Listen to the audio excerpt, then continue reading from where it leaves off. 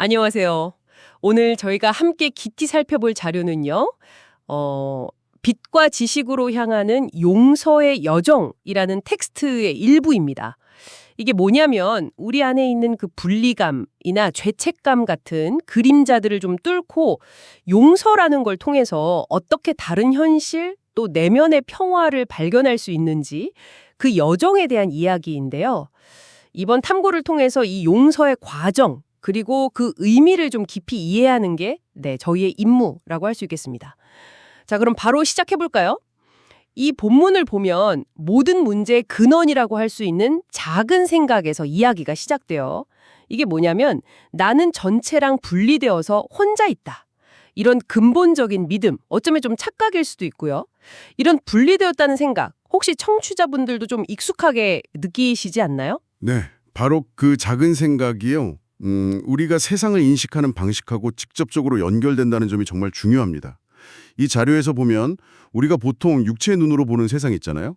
그게 사실 이 분리감의 기초에서 좀 제한되고 왜곡된 현실이라는 거죠.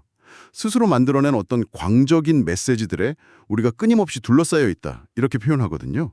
마치 세상이 우리한테 봐, 분리는 진짜야 하고 계속 속삭이는 것처럼요. 아, 우리가 그 속삭임, 그 피드백을 자꾸 믿으니까 진짜 현실처럼 느껴진다. 이런 말씀이시군요.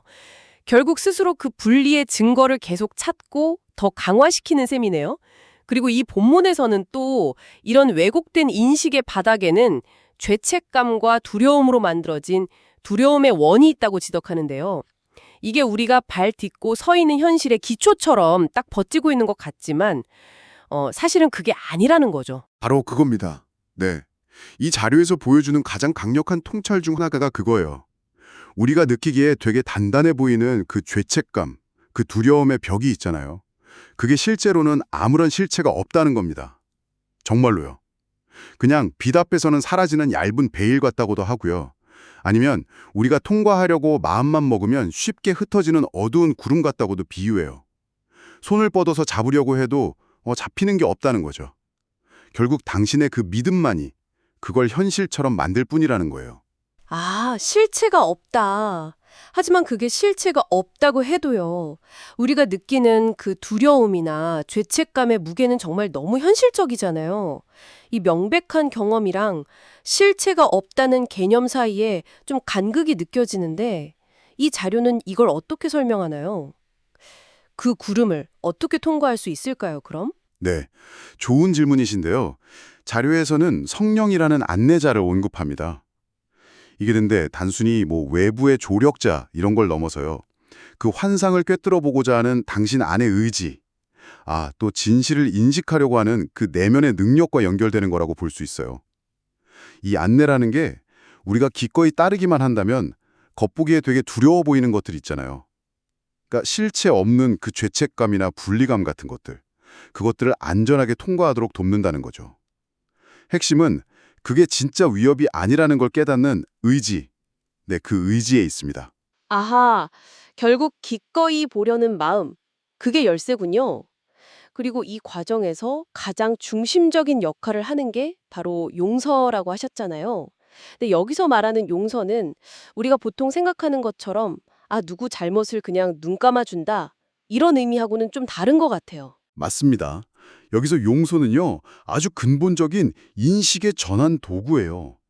그러니까 죄책감이나 분리라는 그런 필터를 싹 걷어내고 세상을 있는 그대로 보는 방식, 그 자체인 거죠. 본문에서는 이 전환이 일어나는 곳을 진정한 세계 또는 밝음의 원이라고 부르는데요. 바로 죄책감이 용서를 만나는 그 지점인 거죠. 이 상태에서는 모든 것이 어떤 판단 없이 그냥 밝고 순수하게 빛나는 것으로 묘사됩니다. 죄책감이라는 렌즈 없이 세상을 본다. 되게 흥미롭네요. 특히 그 구절이 인상 깊었어요. 당신이 용서받는 이유는 당신이 모든 일을 용서했기 때문이다. 이게 마치 용서가 나에게서 시작해서 결국 다시 나에게 돌아오는 그런 상호적인 과정이라는 의미로 들리네요. 정확히 그렇습니다. 네. 용서는 단순히 과거 일을 지우는 게 아니에요. 그 과거에 대한 나의 인식을 치유하는 과정인 거죠. 이걸 통해서 우리는 배움 그 자체를 넘어서는 단계로 나아갈 준비를 하게 되는 겁니다.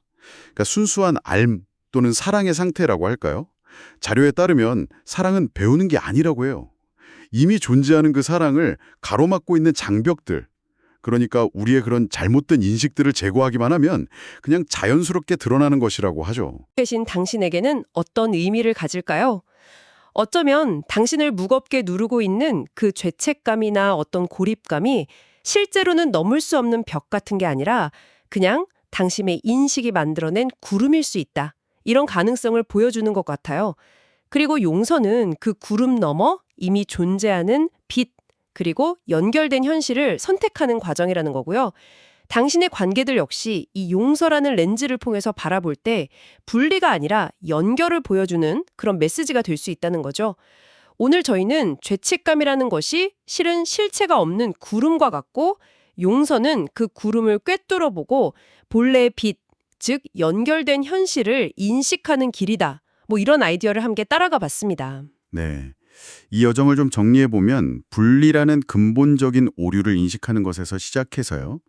두려워 보이는 그 환상을 기꺼이 통과하고 또 용서를 통해서 인식을 정화하고 궁극적으로는 배움을 넘어서서 본래의 삶과 사랑의 상태로 돌아가는 그런 과정으로 그려볼 수 있겠습니다. 마지막으로 오늘 저희가 탐구한 내용에서 나온 질문 하나를 당신께 남겨드리면서 마무리할까 합니다.